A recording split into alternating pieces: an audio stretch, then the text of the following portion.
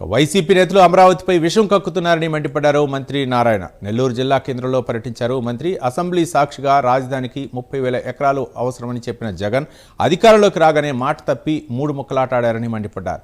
కూటమి ప్రభుత్వం కేంద్రం సహకారంతో నిధులు సమకూర్చుకుని రాజధాని నిర్మాణాన్ని శరవేగంగా చేపడుతుంటే ఓర్వలేక జగన్, బొత్స, సజ్జల వంటి నేతలు పరస్పర విరుద్ధమైన స్టేట్మెంట్లు ఇస్తున్నారని విమర్శించారు. జగన్ అమరావతిపై తన స్పష్టమైన వైఖరిని ప్రకటించాలని డిమాండ్ చేశారు. ప్రజల్ని గందరగోళానికి గురి చేయడం మానుకోకపోతే వచ్చే ఎన్నికల్లో వైఎస్ఆర్సీపీకి ఆ 11 సీట్లు కూడా రావని ఎద్దేవా చేశారు మంత్రి నారాయణ.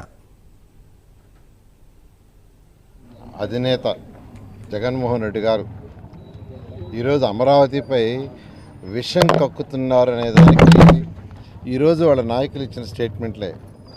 ఎందుకంటే 2014-19లో అసెంబ్లీ సాక్షిగా ఆ రోజు ప్రతిపక్షంలో ఉన్న జగన్మోహన్ రెడ్డి గారు 30,000 ఎకరాలు కావాలి, గుంటూరు విజయవాడ యొక్క మధ్యలోనే రాజధానిని అసెంబ్లీ సాక్షిగా చెప్పాడు. కానీ ప్రభుత్వం మారంగానే మాట మార్చి మూడు ముక్కలు ఆటాడాడు. 5 సంవత్సరాలు మూడు ముక్కలు ఆటాడాడు. రైతులను ఎంతో ఇబ్బంది పెట్టారు. ఆ రైతులు కేవలం గౌరవ ముఖ్యమంత్రి గారు ల్యాండ్ పూలింగ్కి అని మాట చెప్తే కేవలం 58 రోజుల్లో, అంటే 2015 జనవరి 1 నోటిఫికేషన్ ఇస్తే 2015 ఫిబ్రవరి 28వ తేదీ అర్ధరాత్రికి, అంటే 58 రోజుల్లో ఒక్కటంటే ఒక్క లిటికేషన్ లేకుండా 34,400 ఎకరాలు ఇచ్చారు గౌరవ ముఖ్యమంత్రి గారి నమ్మకం మీద. మీరు ఇలాగా చేస్తే ఆ 11 సీట్లు కూడా నెక్స్ట్ 0 అవుతాయి. నేను చెప్తున్నాను, రాజధాని అయిపోతుంది 3 సంవత్సరాల్లో.